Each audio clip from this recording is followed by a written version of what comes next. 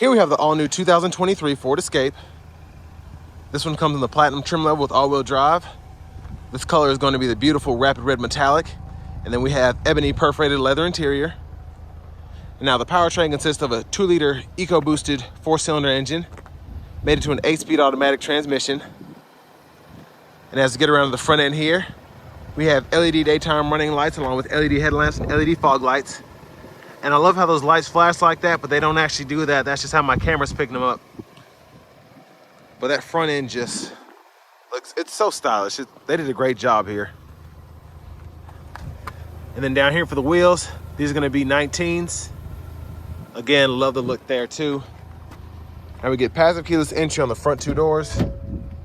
And then over here we have the controls for our power door locks, memory seats. We have 1-touch automatic up and down windows on all 4 doors.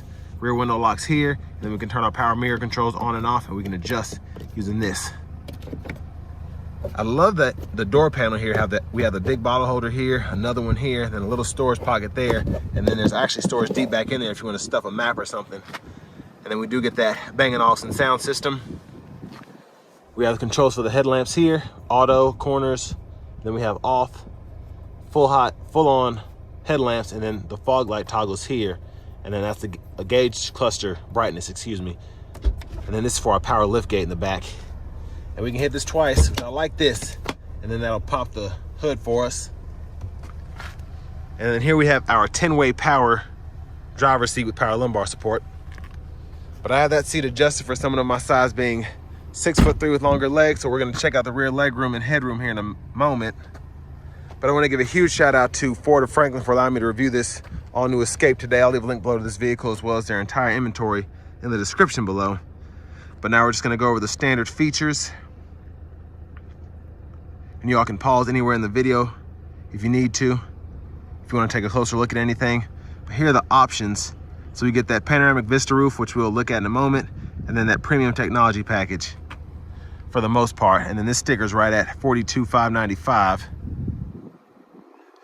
Pretty good fuel economy and crash test ratings. But now let's go ahead and take a look at this room in the back.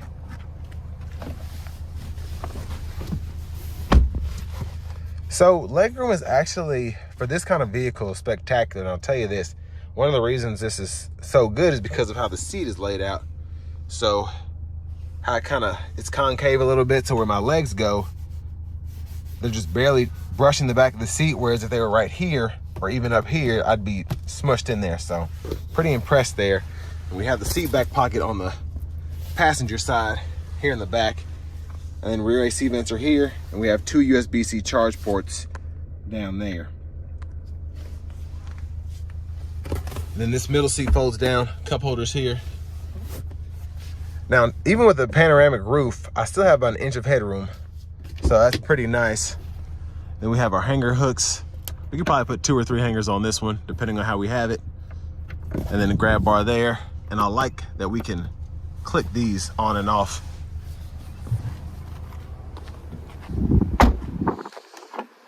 But we have easy fill or easy fuel, which is nice. Capless fuel filler. And then we're just gonna go straight to the trunk. Now this we can go ahead and hook up so we can have this tray here if you want to keep things shielded or out of the sun. And then floor mats are back here as well. And underneath this, we have our spare tire. And then a 12-volt back in here. Nice storage here. It's actually a barrier here so you can put stuff you don't want to slide around in that pocket there. And then this one does have a hole, so you don't want to leave anything over there.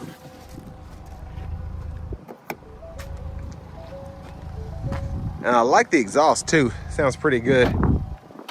But we do have our LED tail lamps for this new Escape, which is nice. Dual exhaust down in here. There's a look underneath the vehicle. And again, I apologize for any wind noise. I have my muff on, but I don't know if it's doing much. Now we can use this to fold the seat flat. We can just pull this down, and then we can get it all the way down flat when the seat's up far enough, and it's pretty easy to lock it back into place.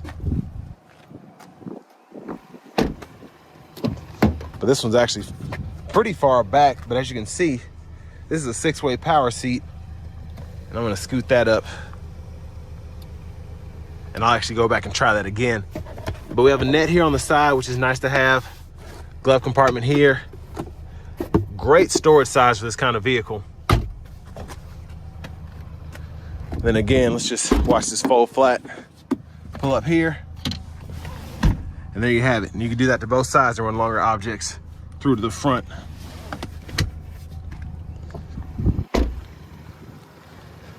But again, great styling here for this new Escape. They did a fantastic job with this, really making it catch up to the competition. But there's a 2-liter EcoBoosted 4-cylinder. And again, you don't have to pull a latch here because you just hit that lever in the vehicle twice, which makes it a lot easier. Just takes some getting used to. Let's go ahead and hop in the driver's seat here. Leather wrap steering wheel, feels nice. We'll see how it drives when we take our test drive later. But we get this all new, I believe it's Sync 4, maybe it's 4A.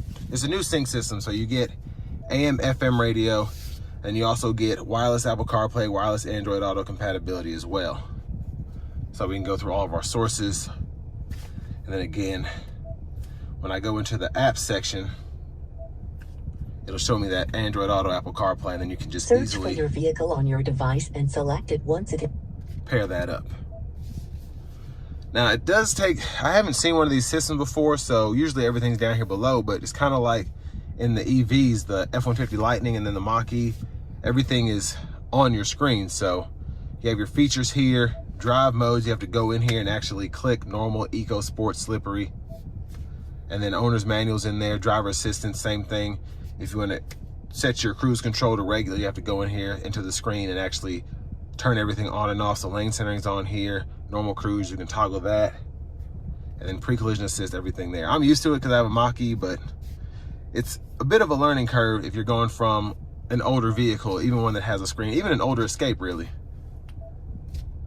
But all of your settings are going to be here. Vehicle settings are there. Scroll through all that.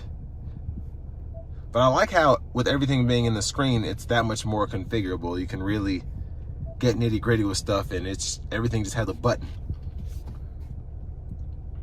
Now for the climate controls, it is dual zone automatic, but you do have 3 stages for the auto mode. So you can have it either set to high fan speed, medium fan speed, or low fan speed. I'm not going to cut it on because I don't want it to blow through the microphone. And then we have 3-stage heated seats here. So we can toggle that off. 1, 2, 3. So heated steering wheel toggles here as well. Now to actually get the sync to work, you have to go in here and hit dual. So the sync's on now, and then if you want to set it to dual zone, you just click that and then you can adjust here. But if you have it off, you can adjust everybody's, or if you go over here, you can adjust the passenger side by itself and then it'll unsync. But go in here and you can mess with the fan circulation, what direction it's coming from, all of that. And then fan speed here. Defrosters are there as well, and you can power the whole system on and off there. Backup cameras there. Great picture, by the way. Guidelines follow you as you turn the steering wheel. You have a 360 view as well. Hazards are here, and then you can adjust the vents here. Then you do have a few buttons down here. So the auto stop is there, your defroster there. I like you turn everything on and off. And then your drive mode, you can pull that up, but you still have to go in here and actually push the button. And then same thing with the camera. That's the front camera there. And then that toggles the driver assistance there. And then a volume knob here. And then you can mute by hitting that power button. And I like that they actually kept that there. And then push button starts here. Wireless charging pads there. USB-C, USB-A input, 12 volt. And then for the shifter, it's all rotary, reverse, neutral drive. Then you have your low gear here. Your electronic parking brake, pull up to engage, hit the brake, press down to disengage. Automatic brake code, you can toggle that on and off. So when you're at a stoplight, you can let your foot off the brake. And then pretty good storage in the center console cubby space there. I'm gonna let back that shade. Sunglasses holders here. And I will say this is very, very peculiar. So that is really an oversized roof. And then you push it back a second time and there's the rest of it, which I like how they did that, but it kind of takes away from how great the roof is, because the oversized roof is there and then you just have a little bit more space back there, but you still have to hit it twice to push the vent back, or the shade back, excuse me. And then again, it doesn't look like it's open that much when it's all the way back because the roof is so big, but pretty good size. And honestly, I'd usually leave it like that because I like to have the sunlight come through, but I don't necessarily want the roof open. There's a view of the back seat from up here. Universal garage door transmitter, excuse me. Premium dome lights are up here as well. Out to the steering wheel.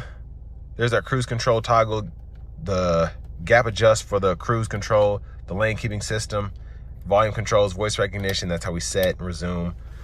And then to the right side, we have our track list, radio station preset controls here, Bluetooth controls, and then these are all for the all digital gauge cluster here.